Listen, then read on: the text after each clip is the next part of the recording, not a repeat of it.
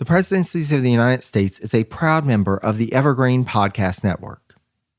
Deeply grieved by what I have just heard of the suffering and losses inflicted on the Grand Army after the long series of successes that have carried your arms to the North Pole itself, and knowing how terribly pressed you are at present, and how urgent it is to assemble all the defenses possible, and as furious preparations are apace for the terrible struggle that will shortly continue, and therefore convinced that there has never been a more critical moment for France, for your reign, for you personally, I come, sire, to offer the country of my birth, and to you, despite my poor health, whatever assistance I possibly can, provided that I am permitted to do so with honor. Louis Bonaparte, to French Emperor Napoleon Bonaparte, January 1st, 1813.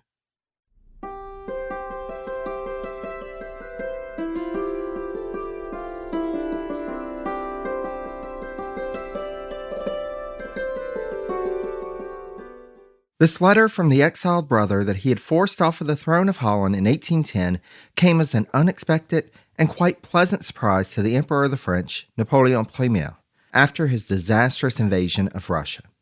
It was a rare, bright point in what would prove to be a difficult year for the man who had conquered Europe. Before I get to that, though, I'd like to welcome you to the Presidencies of the United States. I'm your host, Jerry Landry.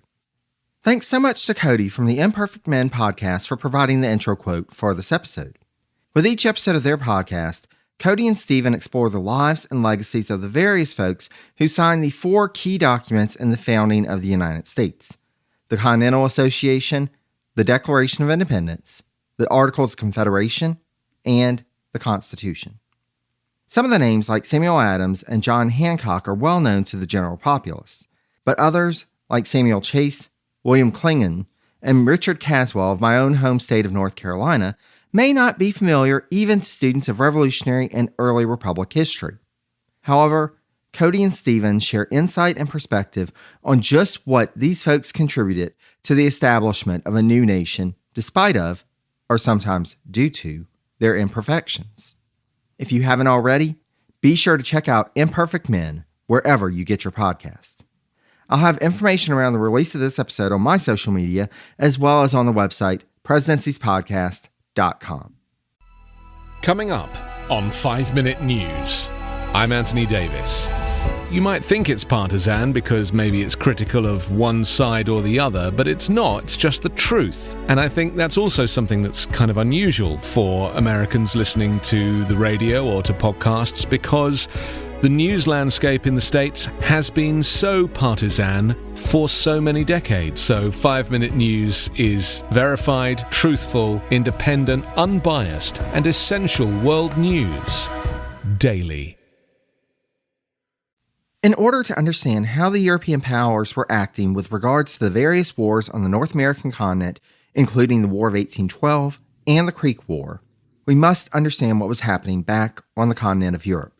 Even in his retreat from Russia, Napoleon was issuing orders for raising another 300,000 men.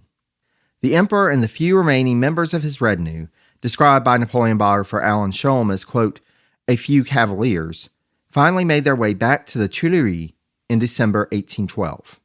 Though Napoleon had to report the disastrous defeat officially to the French government and people, as one commentator noted, quote, his sudden return to Paris, his firm, confident attitude stopped our despair.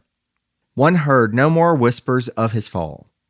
We felt too humiliated to complain, and national pride would not permit us to dwell on the sacrifices we had made. Unfortunately, when the emperor retreated to Versailles to regroup, he was thrown from his horse and had to spend a few days in bed recovering.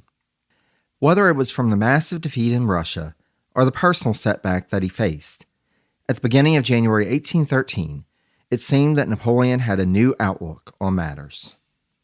The emperor realized just how foolhardy it was to fight a war on 2 fronts. As he was not willing to give up the Eastern Front, Napoleon's mind turned to how to get himself and French forces out of the Peninsular War to the southwest. While sending his brother, King Joseph of Spain, orders to retreat from Madrid and establish new headquarters close to the border with France, Napoleon was also planning to send a letter to someone who we haven't discussed in a bit. In episode 4.13, we examine how the kings of Spain, Carlos IV and his son Fernando VII, had been manipulated by Napoleon to work at cross purposes before Napoleon got them to relinquish control of Spain to him. After locking them away at a castle, the French emperor had then installed his brother Joseph as the new king. Now, Napoleon was having a rethink. If Fernando, who was still being held prisoner in France, was willing to agree that the British would have to evacuate from Spain, the emperor was willing to restore his crown and end the conflict on the Iberian Peninsula. As Napoleon wrote to one of his advisors, quote, "I have sacrificed thousands, hundreds of thousands of men in order that he, Joseph, should be able to reign in Spain. It was a mistake on my part to have thought my brothers necessary in order to assure my dynastic rule. My dynasty is now assured without them. It therefore no longer makes the slightest difference to me that Ferdinand will be replacing Joseph." By March 17, 1813, Joseph was leaving Madrid for the final time, and the Battle of Victoria on June 21st would quash any hope of retaining Bonapartist rule in Spain. By the summer, Joseph was back in France. Meanwhile, Napoleon needed to make sure that his lineage truly was assured. As noted in episode 4.19, the emperor had divorced his wife, the Empress Josephine, and married Marie-Louise of Austria. This new imperial couple had been successful in their efforts to produce an heir. However, by that point, Napoleon had been excommunicated, and Pope Pius VII was being held hostage by the emperor, as discussed in episode 4.5. In order to get back on a firmer footing, Napoleon approached the Pope about signing a concordat which would restore relations between the Vatican and France and perform a coronation ceremony for Marie-Louise as Empress of the French and for his son, Napoleon II, as King of Rome. Pius initially agreed on January 25, 1813, and signed the concordat. However, he quickly had a change of heart, and by March 24th, he publicly denounced the concordat. Thus, Napoleon arranged his own ceremony for Marie-Louise on March 30th, where he recognized her as regent in his absence. Indeed, it wouldn't be long before he was absent from the French capital once more, for by that point, war was again in the making in Europe. Having successfully fended off Napoleon's attack, Russian Tsar Alexander, quote, was convinced that the fight should be pursued, that the interest of Europe required new military engagements. Technically, France was still allied with Prussia, but as discussed in episode 4.9, it was a very loose alliance at best. By January 13, 1813, Russian troops were already crossing the Niemen River into Prussian territory. Tsar Alexander on February 22nd sent a proclamation to, quote, all Germans, as well as other peoples fighting alongside Napoleon, asserting that the Russians were, quote, extending a helping hand to oppressed peoples. With the Tsar providing assurances to Prussian King Friedrich Wilhelm, quote, that Prussia would be restored to a size equivalent to that of 1806, the Prussians declared war on March 16th. By that point, however, two separate coalitions stood against the French Empire. The Russians and Prussians were joined by Sweden and Mecklenburg-Strelitz, while Britain had already been allied with Portugal, Sicily, and Spain. It would take a few months before the two coalitions coalesced into one in June, a process begun in March when Britain formed an alliance with Sweden. Despite that detail, March is the date given for the beginning of what's come to be known as the War of the Sixth Coalition. The plan, at least from the part of the Russo-Prussian alliance, included, quote, the liberation of Germany from France, the destruction of the Confederation of the Rhine as a French organization, and the summoning of all German princes to join them. There was still one French enemy missing from the opposition, however. Given that the Habsburgs now had one of their own as the Empress of the French and had suffered such humiliating losses to the armies of Napoleon in the past, it was a tough sell to convince them to rejoin the conflict against the French.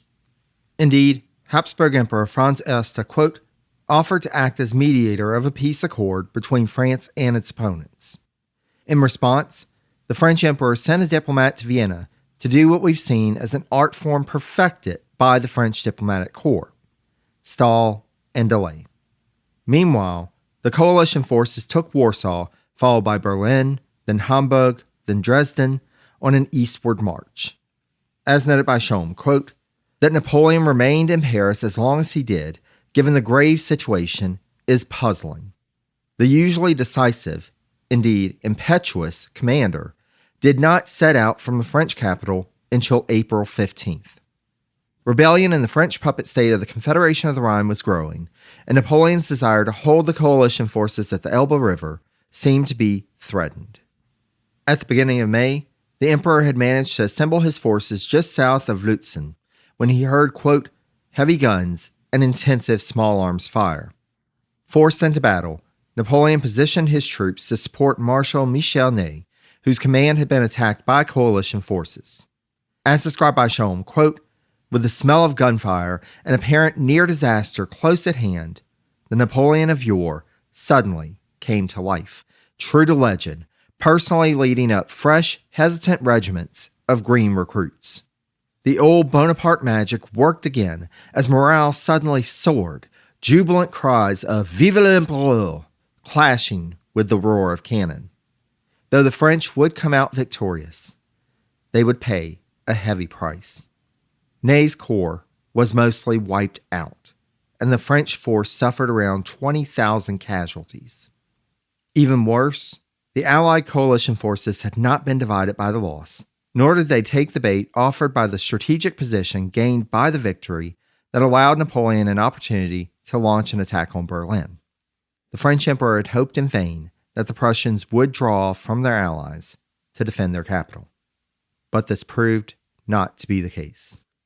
After the devastating loss of a close friend and associate in the Battle of Bautzen in the latter part of May 1813, Napoleon agreed to a temporary ceasefire on June 2nd that resulted in a truce until July 20th, which, at least on paper, was when negotiations for a peace settlement would begin.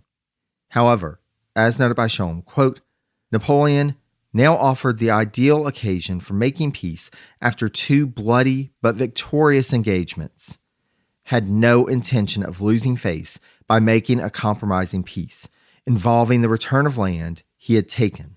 For him, it was all or nothing. No longer living in the world of reality, he was intent on destroying both the Prussian and Russian armies that had somehow escaped him. Meanwhile, on July 9th, the British concluded a secret treaty in which they agreed to subsidize not only the Swedish forces, but also those of the Habsburgs if they would agree to join the coalition. Though it's not known when, at some point Napoleon learned of this treaty. But though the forces allied against him were growing stronger and more intricately connected, he would not back down. In early August 1813, negotiations between the French and the coalition concluded without a peace agreement, and the war continued. At this point, Napoleon was struggling. So much had gone out of his control, and the loss of his Habsburg allies was a big blow. August 1813 was spent issuing orders and starting a strategic move which was quickly countermanded and reversed or redirected. French forces had managed to retake Dresden, and Napoleon was able to resist an Allied assault on that city in late August. This victory was tempered by losses on other fronts, and, as described by Schoen, quote, the situation was changing rapidly. Fresh Allied armies appearing out of nowhere, often covering great distances, forming and reforming, drawing ever closer. By October, Napoleon finally had a better handle on the strategic situation and decided that the time had come to strike a blow against the coalition forces at what was described as, quote, one of the greatest German centers of German commerce and wealth, a city named Leipzig. The French emperor and most of his force arrived on October 14th. However, as noted by Schoen, quote, Bonaparte was not at all pleased with what he found. His men were stretched in a line 2 to 4 miles to the south of the city, a thin defensive line of troops to the west of the city, and separated by a wide, marshy, wooded area from Leipzig on a single causeway and bridge connecting it. What is more, this marsh extended from north of the city to a few miles to the south, presenting a great barrier to the maneuverability of friends and foe alike.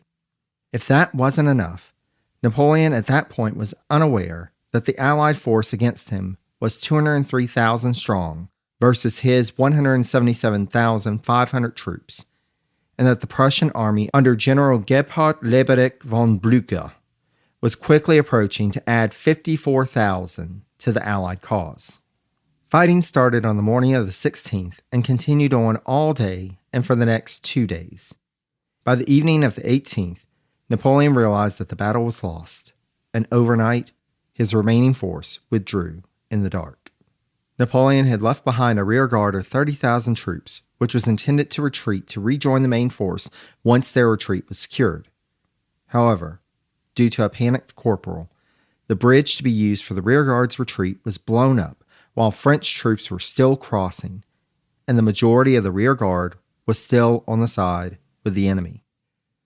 Thus, the majority of those folks had to surrender to the Allies. In addition to 30,000 prisoners of war, the French suffered a staggering loss of 75,000 men in the battle, while the Allies lost 54,000. The losses were heavy at the top for the French as well, with a dozen general officers killed and 36 taken as prisoner.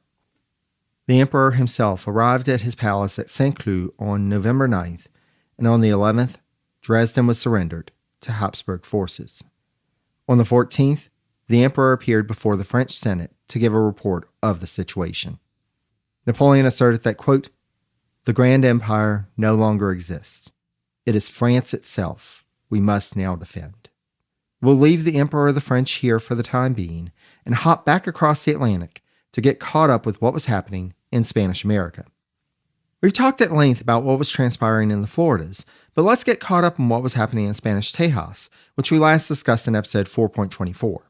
We left that episode in early April 1813 with soldiers from the Republican Army of the North, which was campaigning for the independence of Tejas, murdering the captured Spanish governor Manuel Salcedo, as well as the governor of the neighboring province of Nuevo León and 12 others, while supposedly escorting them to be released, as had been agreed. Still, this would not stop the revolutionaries from adopting a Declaration of Independence on April 6, 1813, a document that historian Ted Schwartz asserted, quote, clearly showed both Spanish and American influence. In this document, the Spanish province of Tejas was proclaimed to be the state of Texas for the first time. The provincial government established, however, was not what we would call a representative government. The principal leader of the Republican Army of the North, José Bernardo Gutiérrez de Lara, was given the authority, quote, to name a president, a secretary, and 5 advisors to constitute a junta of 7, which would have full power to form a government and to write a constitution. For the top job, Gutiérrez could think of no one more qualified than himself. So he named himself and some of his supporters to fill the post of this provincial government, cutting out of the leadership prominent Americans who had joined the cause. Within 3 weeks' time, numerous American officers, including Samuel Kemper, took, quote, furloughs from the Republican Army of the North and returned to the United States. They did not want to be associated with such dishonorable behavior. While the Republican Army would gain more members, swelling to 1,500 in number, without experienced officers to lead it, the army soon fell into disorder. Gutiérrez, meanwhile, made it clear that his plans did not stop with Texas. He issued proclamations that he and the Republican Army would stop at nothing short than the overthrow of the Spanish colonial government of New Spain and urged people in Mexico to join the cause. Meanwhile, American officials in Natchitoches learned in early May of what had transpired with Governor Salcedo and the other captives, as well as the Declaration of Independence, and were furious. They began to plot to replace Gutiérrez with his revolutionary compatriot, José Álvarez de Toledo, who had remained on the East Coast until his recent arrival in Natchitoches. Word would soon come, however, that the biggest threat to Gutiérrez was marching up from Mexico. Don Joaquín de Arredondo was named as Commandant General of the Provincias Internas Orientes, or, en Anglais, Eastern Interior Provinces, in June, and immediately set to work, along with Lieutenant Colonel Ignacio Elizondo, to gather Spanish forces for a counterattack to decimate the Republican forces in Texas. On June 18th, forces under Elizondo arrived on the outskirts of San Fernando de Bejar, modern-day San Antonio, then the capital of Texas. The commander of the American forces in the Republican Army, who had taken over from Kemper in April, resigned, and the new commander, Major Henry Perry, was tasked with organizing the defense of Bejar. Perry and his 900 men successfully pushed back Elizondo's force in the Battle of Alazan and only lost 5 men, with around 20 wounded. Despite this victory, American leaders in Texas and back in Natchitoches were still convinced that the time had come for a change in leadership. Americans in Bejar signed a petition to invite Toledo to come to the capital. An American agent threatened the governing junto that unless they turned their allegiance from Gutierrez and invited Toledo to Bejar, the desperately needed American volunteers would abandon the Republican Army. One by one, the pieces fell into place, and on August 3rd, 2 days after the arrival of Toledo in Bejar, Gutierrez resigned his office and agreed to return to the United States. The next day, Toledo took his place under the new title of Commander-in-Chief. For anyone who thought that this would be the solution to all of the problems of the Revolutionary Army, however, they were soon to discover just how mistaken they were, as Arredondo was drawing close with his force of 1,830 men, aiming to completely decimate the around 1,200 to 1,400 strong Republican Army. On August 17th, Arredondo and his force set up camp a league and a half from Bejar. The Republican Army was not caught completely unaware, as scouts had spotted Arredondo's approach days earlier. However, Toledo had already made a call, which would prove to be a monumental mistake. Rather than hunkering down in the defensible San Fernando de Bejar, he decided to press the attack on Arredondo, and thus marched his force out with the goal to engage the Spanish at, quote, the sandy wilderness below Galenas Creek. In the early morning of the 18th, Toledo roused the Republican Army, and they set out to surprise Arredondo and his troops in an ambush. The battle, which would come to be known as the Battle of Medina, was an utter disaster for the Republican Army. Toledo misjudged the arrival of the Spanish forces, could not keep control of the forces under his command, and ended up stumbling into a counter-ambush. Arredondo, meanwhile, kept up the pursuit as the Republican forces fled and ordered the execution of 100 prisoners captured in the battle. Elizondo was ordered to take 200 cavalrymen to Bejar, quote, to apprehend those who fled early in the action and to take possession of the town. No quarter was given to those Republican forces captured, and the Republicans, desperately fleeing back to the United States, were pursued all the way to the border.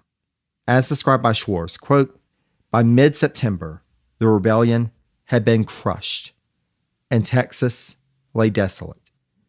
2,000 of the inhabitants and several tribes of Indians had fled across the Sabine. Arredondo had indeed snatched Texas from republicanism. He had effectively blocked the avenue for American aid to independence movements in the interior of Mexico, and he had reasserted the royal authority in the buffer province. Though independence would be delayed in Texas, the battle continued in other parts of Spanish America.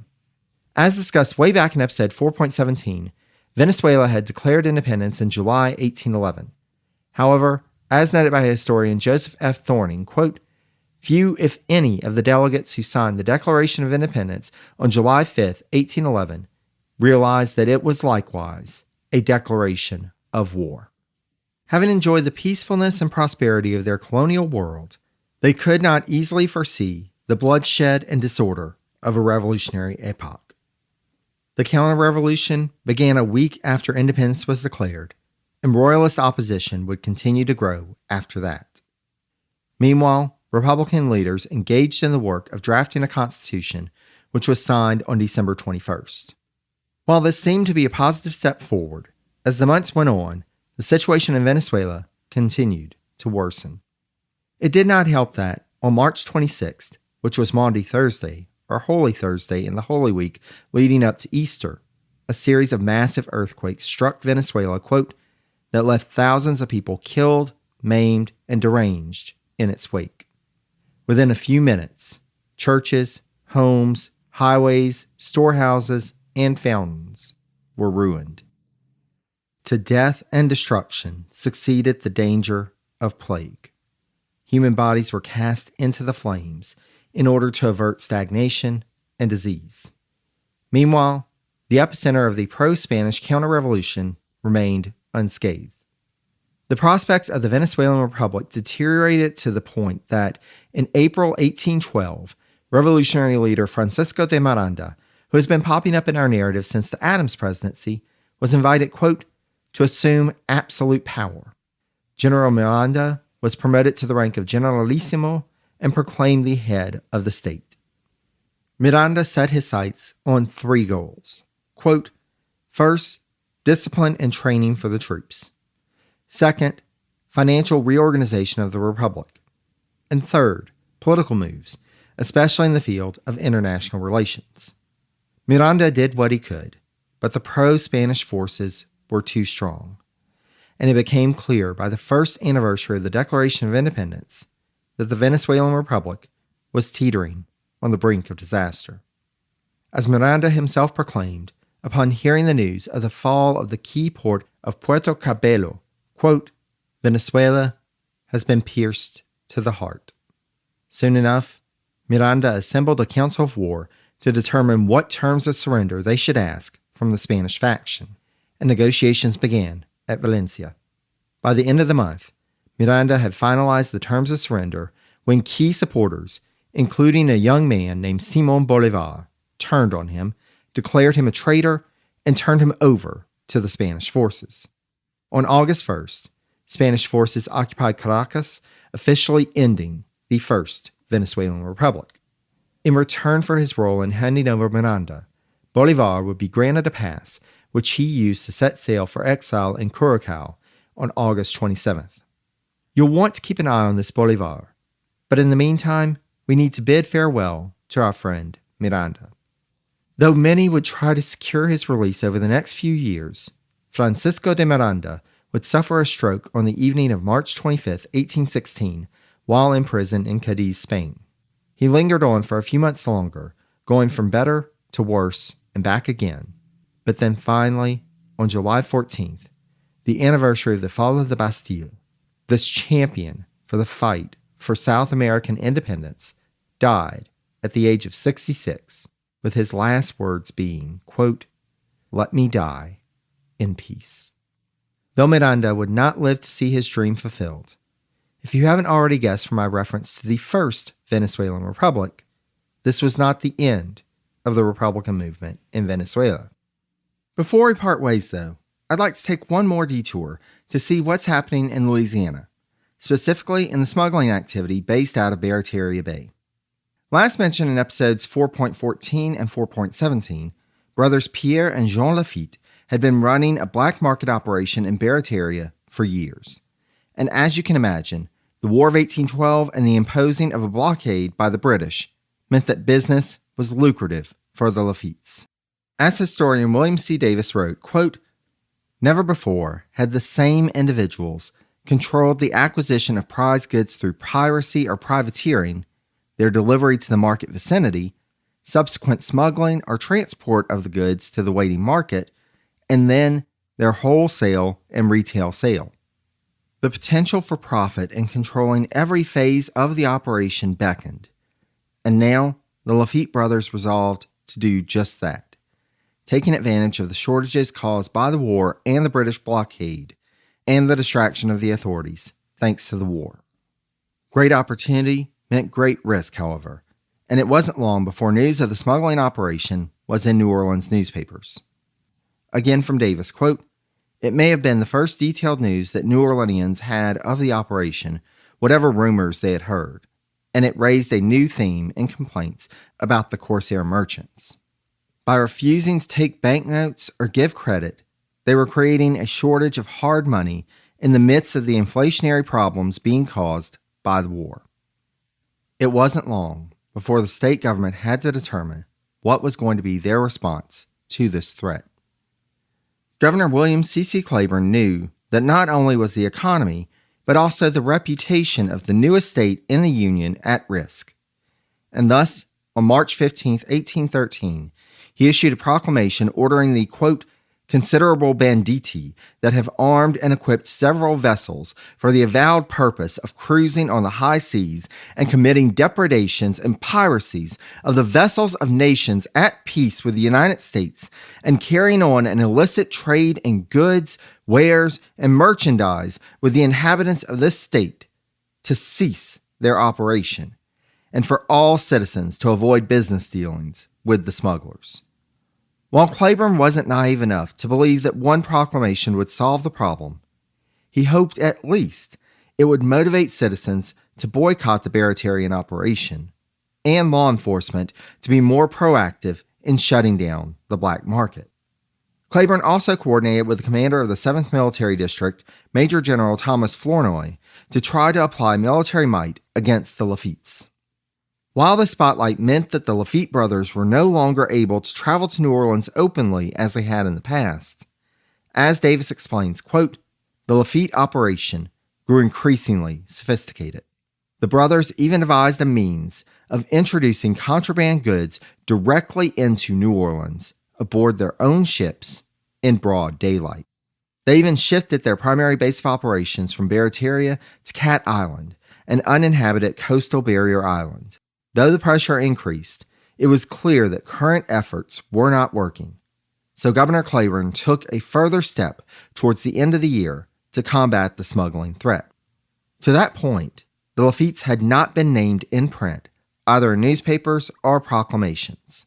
On November 24, 1813, however, Claiborne issued another proclamation in which he named Jean Lafitte as the primary culprit and offered up, quote, a $500 reward to anyone delivering Lafitte to the sheriff in New Orleans or any other sheriff in the state. Jean happened to be in New Orleans when the proclamation was issued, but no one took the governor up on his offer.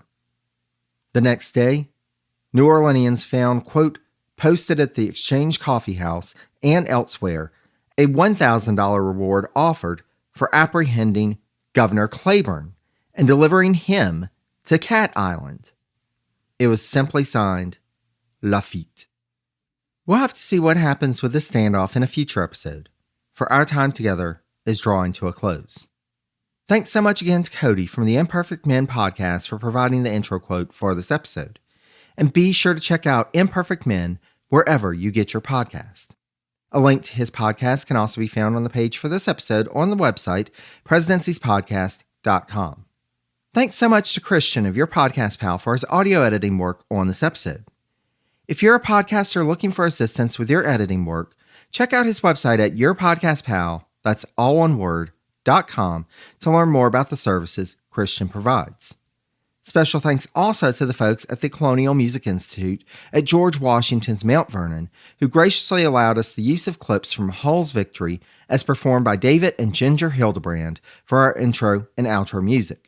You can find out more about the great work that the Colonial Music Institute is doing to research and share information about early American music and dance by going to mountvernon.org and typing in Colonial Music Institute in the search field. If you'd like to keep up with what's happening with the Presidencies podcast, I just launched a monthly e-newsletter. Just go to presidencies.substack.com to sign up. If you'd like to contribute to the work of the podcast, I cannot thank you enough for your support to offset the cost of equipment, services, and research resources used to make Presidencies happen. If you'd like to sign up for a recurring donation, just go to patreon.com/presidencies to sign up to be a patron of the podcast. Patrons get numerous perks, including but not limited to access to an ad-free feed for the podcast. At the $10 a month level and up, we have a monthly call where we always have a lively conversation and patrons can ask any burning questions they have about the podcast or presidential history in general. If you'd like to do a one-time donation, I just set up an account on Buy Me a Coffee, so you can go to buymeacoffee.com/presidencies. If you'd rather not contribute monetarily right now, leaving a rating and review is a great way to show your support by telling others why they should be listening to the Presidencies podcast. For those who regularly share information about new episodes on social media, I cannot thank you enough, as word of mouth is still, even in the 21st century, the best way to get the word out there. Speaking of, if you're not connected with me on social media yet, I can be found on Facebook, Post, Mastodon, and Blue Sky as Presidencies, on the formerly known as Twitter at Presidencies89, and on Instagram and Threads as Presidencies Podcast. Feel free to send me an email at presidenciespodcast@gmail.com. With all that said, I cannot thank you enough for listening. Until next time, stay safe and healthy, be kind to one another, and take care, dear friends.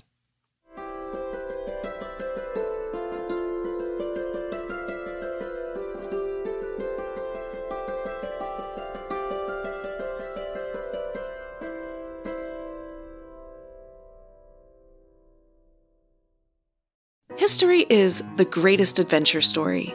But does it ever leave you wondering what the women were doing all that time? This is Lori from the Her Half of History podcast, and the answer is that some women were seizing power, or escaping slavery, or spying for their country, or creating artistic masterpieces, while countless others were doing the laundry, getting married, and wondering why their clothes don't have more pockets. If you would like to hear the stories of women doing all of those things, check out Her Half of History at herhalfofhistory.com or wherever you get your podcasts.